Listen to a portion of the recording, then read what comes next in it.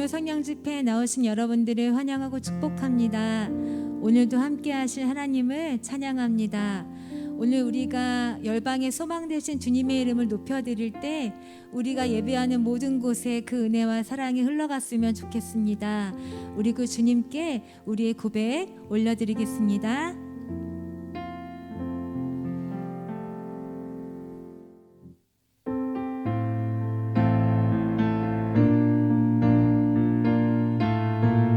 함께 박수치며 찬양합시다. 슬픈 마음 있는 사람 예수 이름 믿으면 영원토록 변함없는 기쁜 마음 슬픈 마음 있는 사람 슬픈 마음 있는 사람 예수 이름 믿으면 영원토록 변함없는 기쁜 마음 얻은 예수의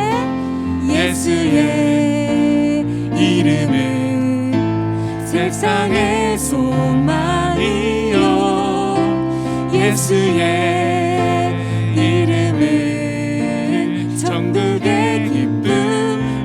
2절 찬양합니다. 존귀하신 주의 이름 우리 기쁨 되도다. 주의 품에 안길 때에 기뻐 찬송. 존귀하신 주의 이름 우리 기쁨 되도다.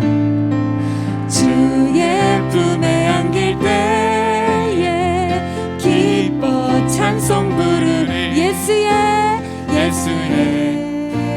이름은 세상의 소망이요. 아멘. 예수의 이름은 천국의 기쁨. 예수의 이름은 세상의 소망이요. 예수의 이름은 천국의 기쁨이세. 우리 다 함께 3절 찬양합시다.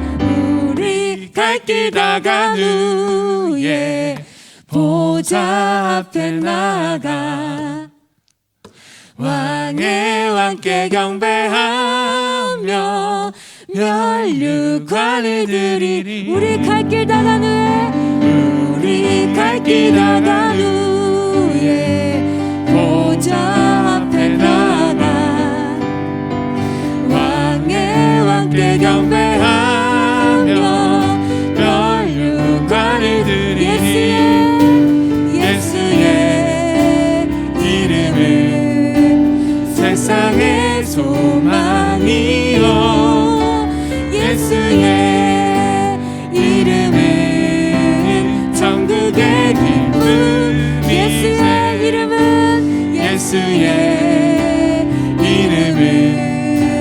세상의 소망이요.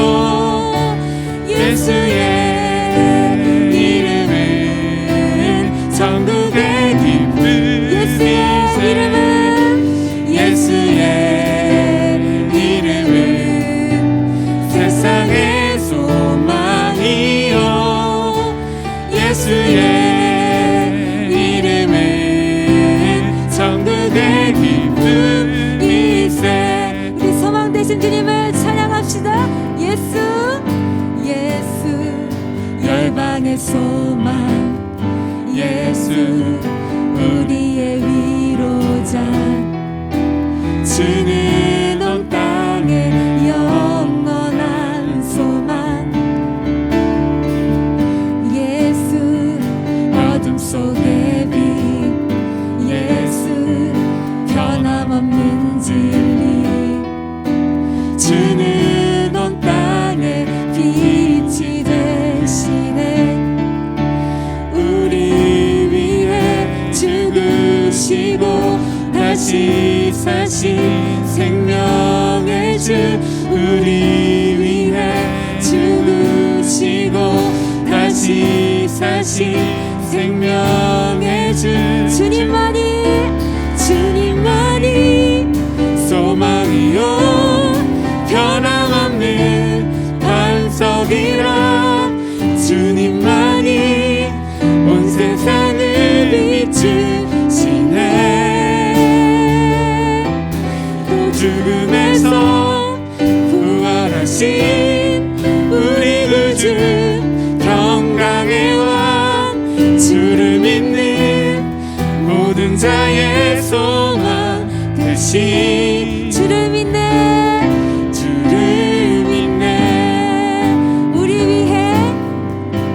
우리 위해 죽으시고 다시 사신 생명의 주 우리 위해 죽으시고 다시 사신 생명의 주 우리 위해 죽으시고 다시 사신 생명의 주 주님만이 소망이요 변함없는 반석이라 주님만이 온 세상을 비추시네 또 죽음에서 부활하신 우리 구주 평강의 왕 주를 믿는 모든 자의 소망 대신 주님만이 소망이요 변함없는 반석이라 주님만이 온 세상을 비추시네 또 죽음에서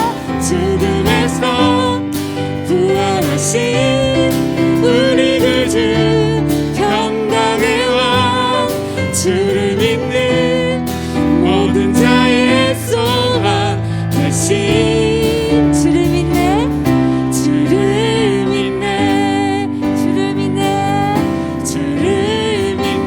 한 번 더 주를 믿네 할렐루야 우리의 소망 되신 주님께 박수로 영광 올려드리겠습니다 아멘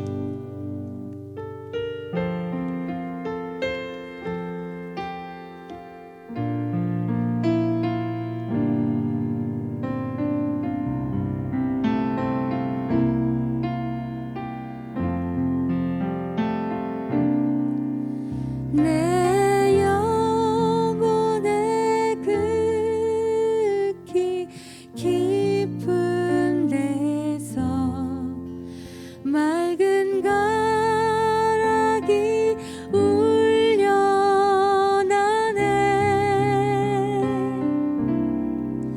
하늘 곡조가 언제나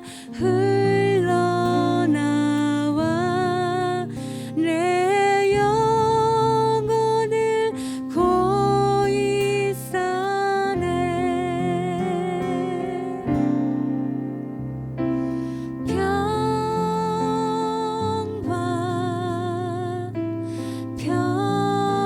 평화로다 하늘 위에서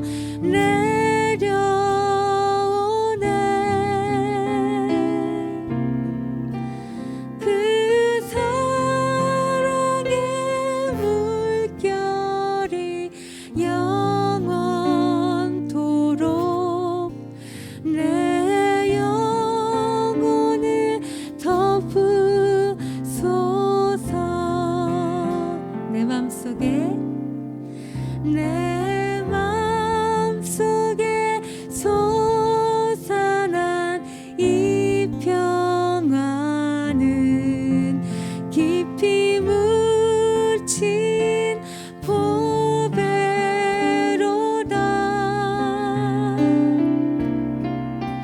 나의 보화를 캐내어 가져갈 자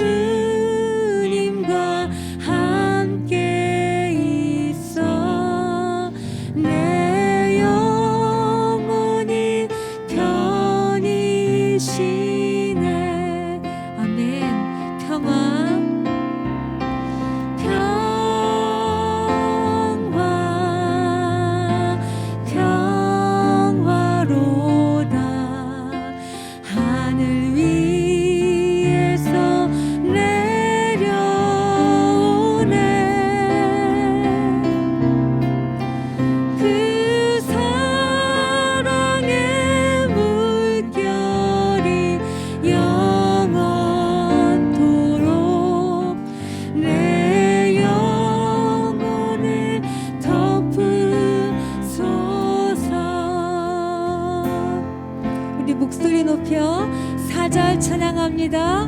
이 땅 위에 이 땅 위에 험한 길 가는 동안 참된 평화가 어디 있나. 우리 모두 다 예수를 친구 삼아 참 평화를 누리겠네. 평화 평화로다. 평화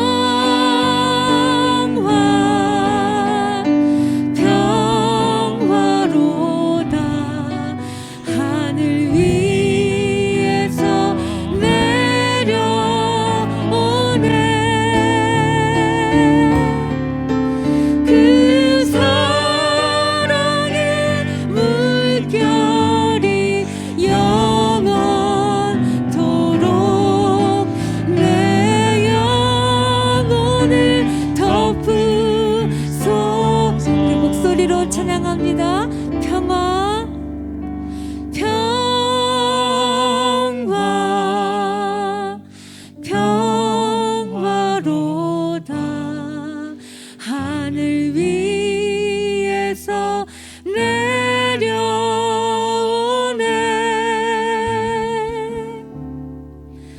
그 사랑의 물결이 영원토록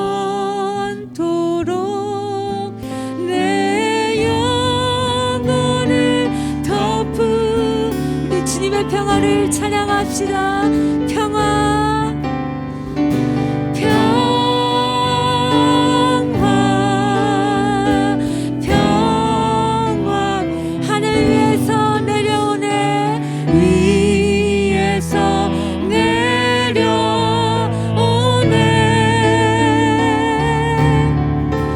그 사랑의 물결이 영원토록 내 영혼을 덮은. 우리 마지막으로 다시 한번 찬양합니다. 평화 평화로다.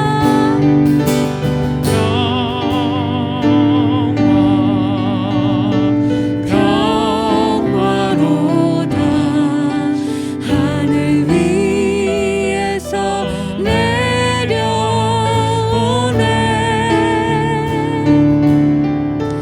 그 사랑의 물결이 영원토록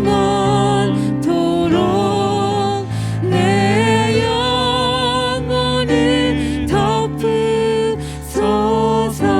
그 사랑의 물결이 그 사랑의 물결이 영원토록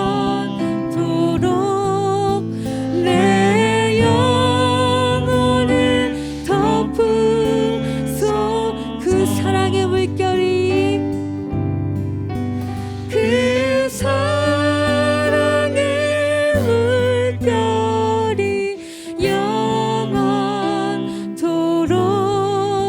내 영혼을 덮으소. 이 시간 함께 기도하기 원합니다. 오늘 드려질 예배를 위해서, 말씀 전하실 부목사님을 위해서, 교회와 세우신 담임 목사님을 위해서 함께 기도하겠습니다.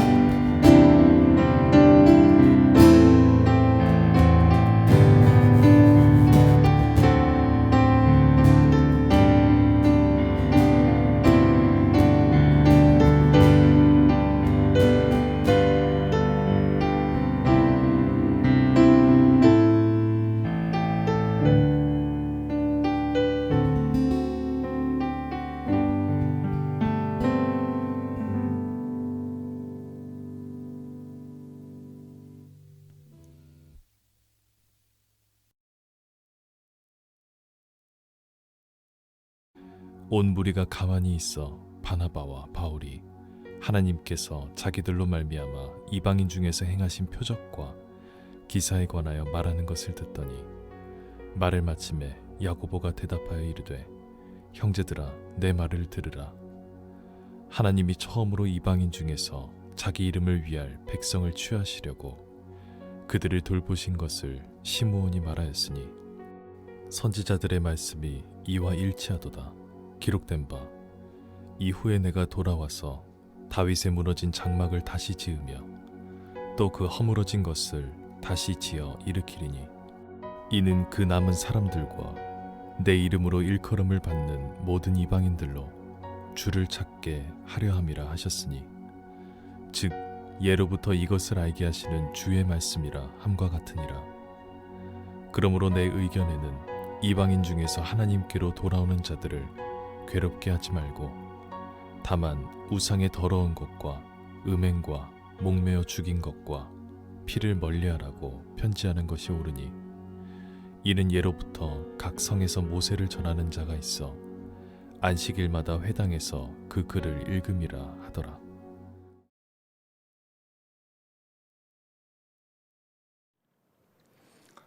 할렐루야. 금요 성령 집회에 오신 여러분을 사랑하고 축복합니다. 이 시간 주를 찾게 하자라는 제목을 가지고 여러분과 함께 은혜를 나누고자 합니다. 사도행전 15장의 예루살렘 교회 회의는 기독교 역사 속에서 굉장히 중요한 의미를 갖고 있습니다. 구약에서 신약으로 넘어가는 시점에 메시아를 기다리던 유대교에서 이제는 오신 메시아를 믿고 섬기고 따르는 유대교, 기독교로 발전한 겁니다. 그렇기 때문에 인종과 국가를 뛰어넘는 온전한 기독교의 기초를 확립했다는 의미로서 굉장히 중요한 의미를 갖고 있습니다. 만약 이때 회의에서 다른 결정이 내려졌더라면 우리는 지금과 다른 기독교를 살아가고 있을지도 모르겠습니다. 그만큼 굉장히 중요한 회의라는 것을 여러분 꼭 기억해 주시기를 부탁드리겠습니다. 이들이 어떤 부분을 결정했길래 지금 제가 이렇게나 강조하는 것일까요? 이들은 복음이 전파되는 과정에서 필연적으로 나타날 수밖에 없는 실제적인 문제를 다뤘습니다. 그리고 그것을 해결하기 위해 많은 사람들이 한자리에 모여 있었습니다. 그 문제는 바로 이방인들과 유대인들, 즉 둘 다 모두 그리스도인들이지만 유대인 그리고 이방인들 속에서 일어나는 갈등의 문제였습니다.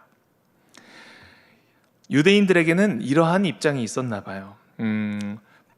이방인들이 복음을 받고 예수님을 믿게 되고 하나님을 섬기게 되면서 이들이 할례를 받아야 되는데 유대인 입장에서는 이들이 할례를 받고 율법을 지키며 살아가는 유대인의 삶을 살아가야 하는데 유대인의 삶을 살지 않고 이방인들의 삶을 그냥 살아가는 것이 아마 굉장히 큰 불만이었던 것 같습니다. 그리고 그런 삶을 그들 스스로 정결한 삶을 살아가고 있다고 믿고 있는 그 유대인들에게는 이 이방인들과 한 공동체에서 한 식탁에서 같이 밥을 먹고 살을 부대끼며 살아간다는 것이 굉장히 큰 어려움이었던 것 같아요. 그렇기 때문에 이 둘 집단, 어떻게 보면 두 부류에서 갈등이 생긴 겁니다. 아직 신앙이 성숙하지 못한 모습이죠. 이러한 갈등이 우리가 익히 잘 알고 있는 지역에서도 분명히 드러나고 있습니다. 여러분, 미국에서 인종차별이 많이 사라지고 개선된 것은 사실입니다. 그러나 아직도 인종차별이 있다는 것은 그 누구도 부정하지 못할 것입니다. 그렇다면 여러분께 질문을 하나 드리겠습니다. 여러분이 생각하실 때 미국에서 가장 인종차별이 극심하게 드러나는 요일은 언제일까요? 이미 힌트가 주어졌죠? 바로 주일입니다. 왜 주일이 인종차별이 가장 극심하게 드러날까요? 인종차별을 하진 않는데 그들의 저변에 깔려있는 심리 상태를 알 수 있죠. 왜냐하면 인종차별이라는 것은 사실 누구나 동등하다, 어떤 피부의 색깔을 갖고 있든지 우리는 모두 다 같은 인류이다 라는 의미이잖아요. 그런데 왜 주일만큼은 백인교회, 흑인교회, 아시아교회, 한인교회, 히스패닉 교회, 여러 가지 교회들로 극명하게 나뉜다는 거죠. 아직도 해결되지 않는 문제들이 분명하게 있다라는 것입니다. 이처럼 예루살렘 교회 그리고 초대교회 안에도 갈등의 문제, 차별의 문제가 있었던 것 같습니다. 예루살렘에도 이와 같은 문제가 있었지만 아주 이전에 이미 초대교회가 시작하기도 이전에 이방인 선교가 시작될 때 이미 이 모든 것들은 해결됐음에도 불구하고 아직 그 잔재들이 남아있는 거예요. 로마 군대 백부장인 이방인 고넬료 회심 사건이 있었습니다. 이것을 기점으로 해서 이방인의 선교 역사가 일어났다라고 해도 과언이 아닙니다. 그 사건이 있고 10년이라는 세월이 지났습니다. 꽤 많은 시간이 흘렀음에도 불구하고 아직 초대교회 안에는 해결되지 않는 이 차별의 문제가 존재했던 거예요.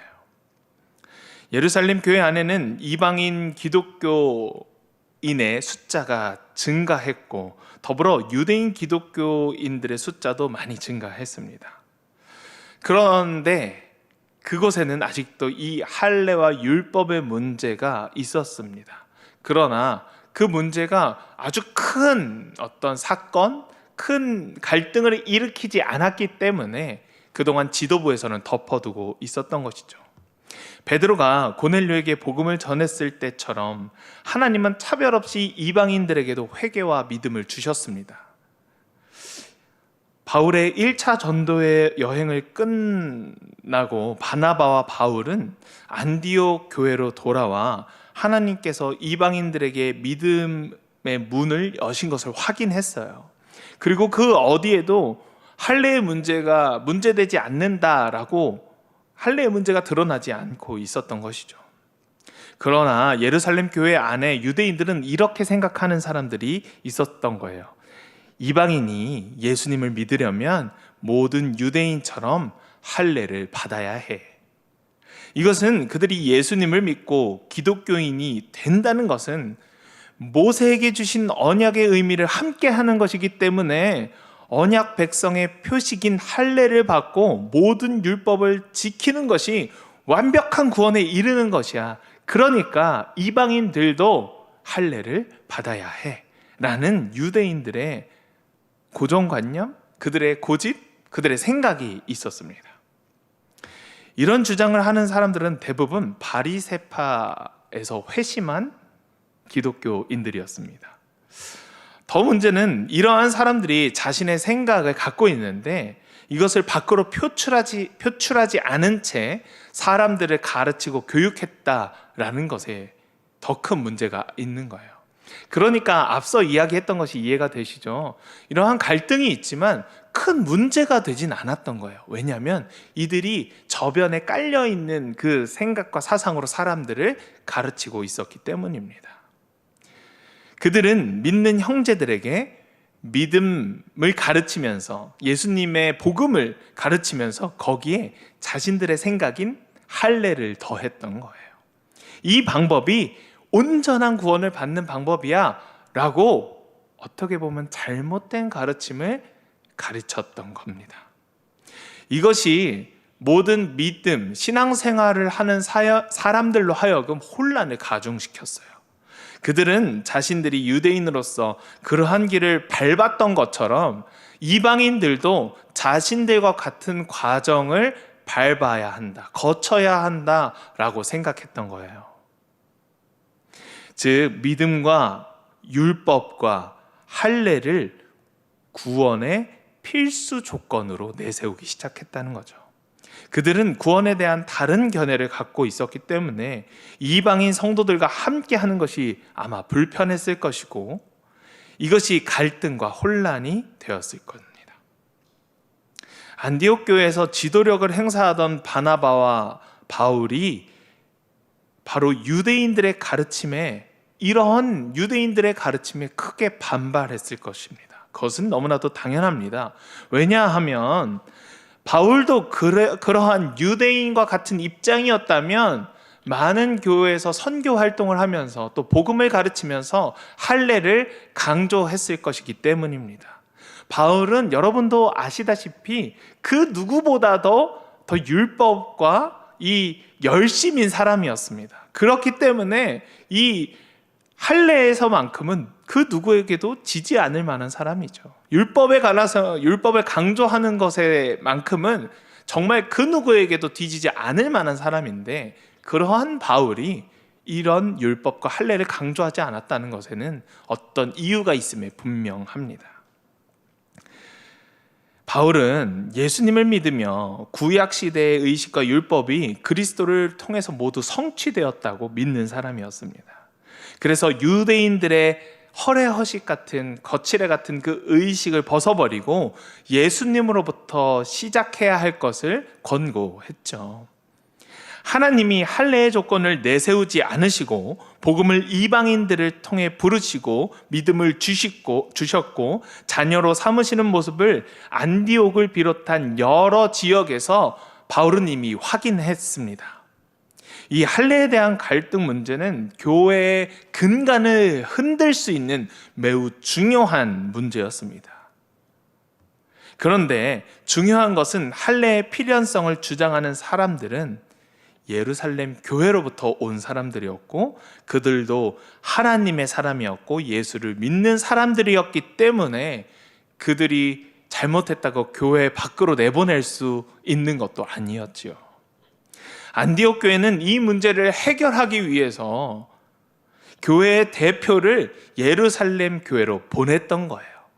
그래서 이루어진 것이 오늘 우리가 함께 읽은 사도행전 15장의 예루살렘 교회 회의입니다. 무언가 확증을 받기 위해서였죠. 예루살렘 교회에서 사도들과 함께 어떤 이 문제의 매듭을 짓기 위해서 사람들을 보냈던 거예요. 그들에게는 공식적인 절차와 확인이 필요했던 겁니다. 그것이 이 안디옥 공동체를 지킬 수 있는 방법이었기 때문이었습니다.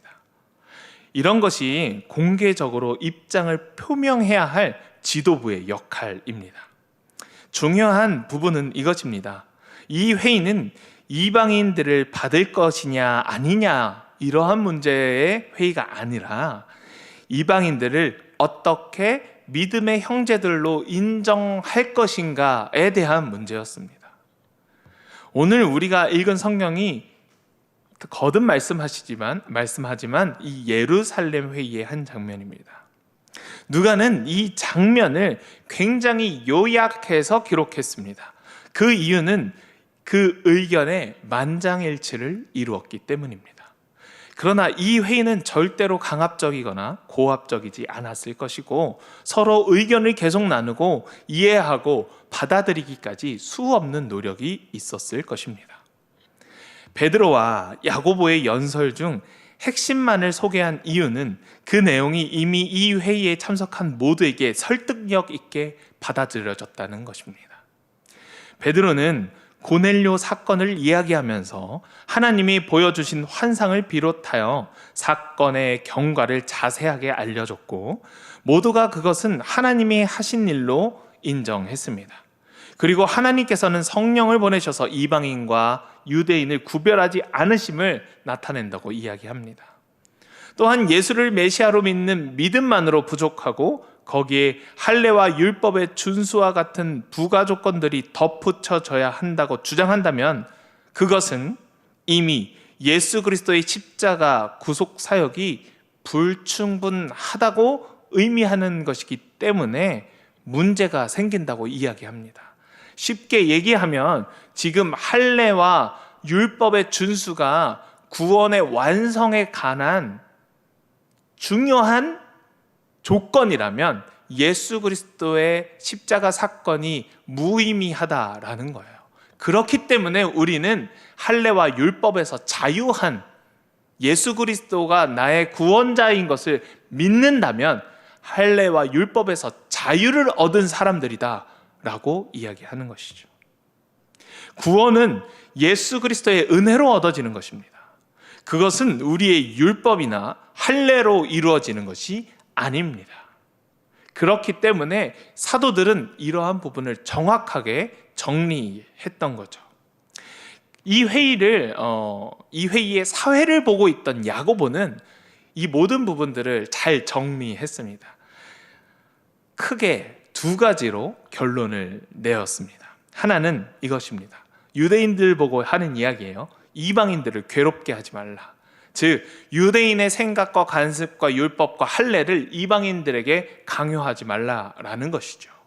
두 번째는 그들에게 편지를 보낸다라고 되어 있는데 그들은 바로 이방인들을 의미합니다.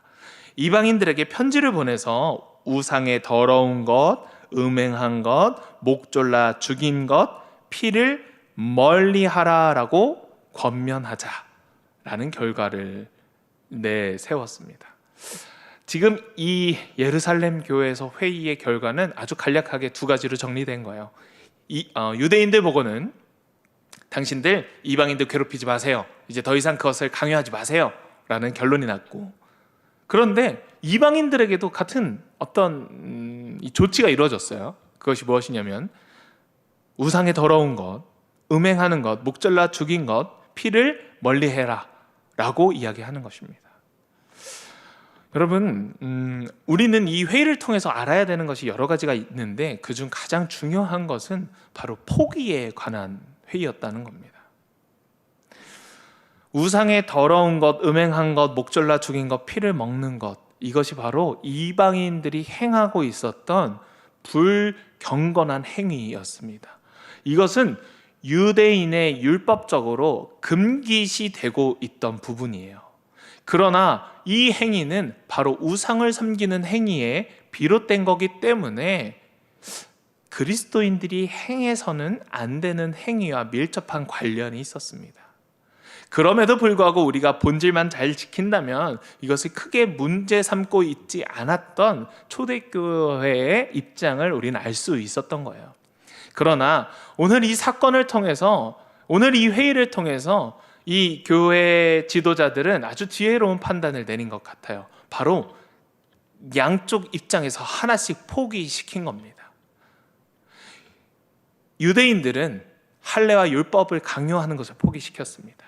그리고 유대인들이 가장 마음속에서 꺼림직해 하는 것, 그들을 봤을 때 가장 속에 상처가 될 만한 것들, 그것들을 이방인들로 하여금 금지시키는 것이죠. 양쪽에서 하나씩 포기했던 겁니다. 이것은 무엇을 위하여 그랬을까요? 바로 일치됨을 위하여 이런 결정을 내린 것입니다.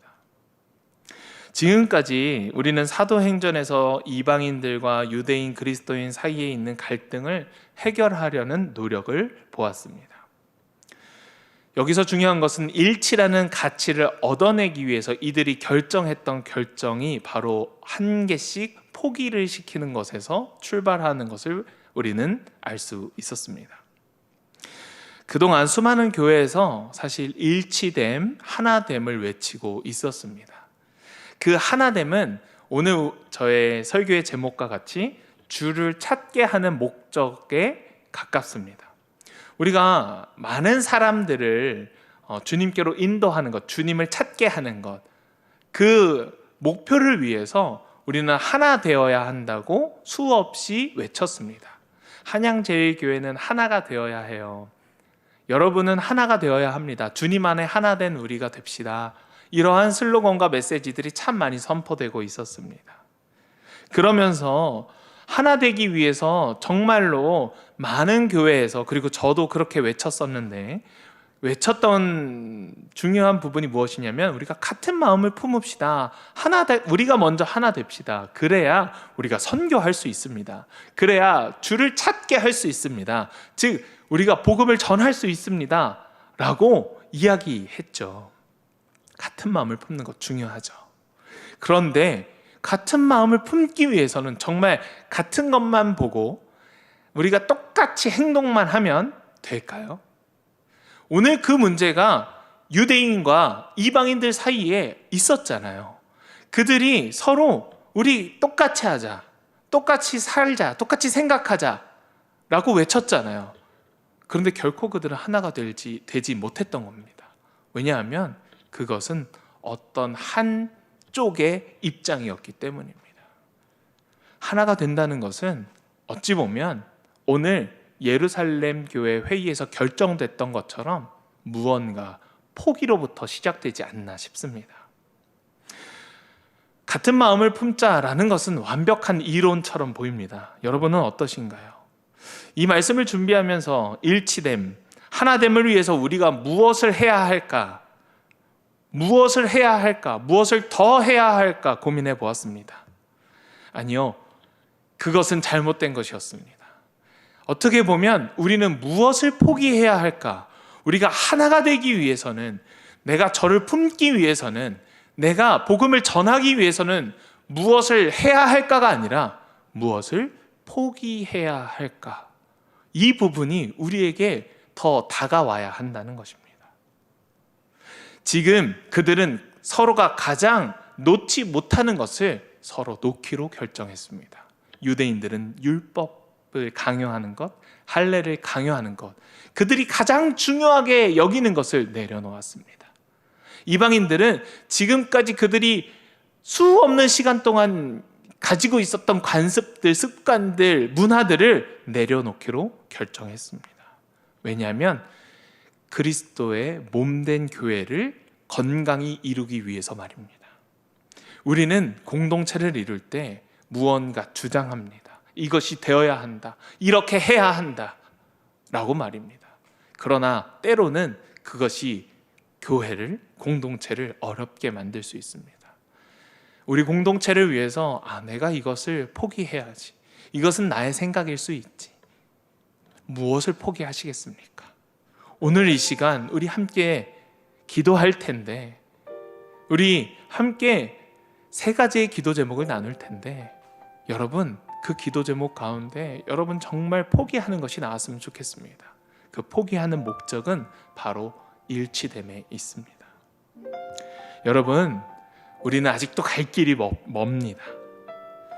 우리는 어떤 것을 삶에서 내려놓아야 될지 아직 결정하지 못했습니다. 결과적으로 그들이 포기함으로써 일치됨을 이루었듯이 우리도 우리가 내려놓음으로, 우리가 포기함으로 하나님의 온전한 교회를 이루기에 우리의 희생이 정말 보람된 일이 될 것입니다. 오늘 함께 나눈 설교의 제목, 바로 내가 포기하는 이유는 저 사람을, 우리 교회를, 그리고 어떤 지역을, 어떤 선교지에 있는 사람들이 주님을 찾게 만드는 일이 될 것입니다. 그렇기 때문에 여러분의 포기, 저의 포기가 매우 값어치 있는 포기가 될 것입니다. 그러니 여러분 두려워하지 말고 오늘 하루도 주를 찾게 하기 위해 무엇을 내려놓을 수 있는 성숙한 그리스도인이 될지 함께 고민하며 기도하며 나아가는 저와 여러분이 되기를 주님의 이름으로 축원드립니다. 함께 기도하겠습니다. 이 시간 3가지의 기도 제목 함께 나누길 소망합니다. 첫 번째 기도 제목입니다. 내 안에 주님을 향하지 못하게 하는 욕심을 포기합니다. 여러분, 우리 안에 정말 여러 가지의 문제들이 있습니다. 그러나 주님을 향하지 못하게 하는 나의 욕심과 욕망들이 있을 거라 생각합니다. 그것을 이 시간 우리 기도할 때 내려놓길, 포기하길, 그리고 하나님께서 그러한 용기를 주시기를 간절히 소망하며 기도하길 원합니다. 두 번째 기도 제목입니다. 공동체의 일치됨을 방해하는 나의 고집을 포기합니다. 분명히 내가 이 공동체를 향한 열망과 소망이 있습니다. 그리고 지금까지 나의 열정들이 있습니다. 그러나 때로는 그것들이 공동체의 일치됨을 방해할 때가 있습니다. 저 역시 그러한 경험이 있습니다. 내가 그것을 포기했을 때 하나님께서는 더 큰 은혜로 우리를 채워주실 겁니다. 내가 고생하고 내가 여태까지 너무나도 애썼던 것을 하나님께서 아십니다. 그러니 우리가 그것을 내려놓을 때도 있어야 합니다. 그런 것이 느껴진다면 오늘 이 시간 그 고집을 내가 꺾습니다. 내가 포기합니다. 라고 우리 이 시간 함께 기도하며 나아가길 소망합니다. 세 번째 기도의 제목입니다. 주님을 찾게 하기 위해서 나의 가족과 나의 이웃을 위해 나의 것을 포기하고 그들을 섬기는 내가 되겠습니다. 나의 시간을 포기할 수도 있고 나의 재정을 포기할 수도 있고 나의 목표를 포기할 수도 있습니다. 예수님 믿지 못하는 나의 이웃을 위해서, 나의 가족을 위해서, 또는 내가 정말 마음에 품고 있는 어떤 지체를 위해서 그가 주를 찾게 하기 위해서라면, 그가 주님만 찾을 수 있다면 나의 것을 포기할 수 있습니다. 그러니 그를 섬기는 내가 되게 하여 주시옵소서. 우리 이러한 기도의 제목 가지고 이 시간 우리 함께 간절히 기도하기를 소망합니다. 다 함께 기도하겠습니다.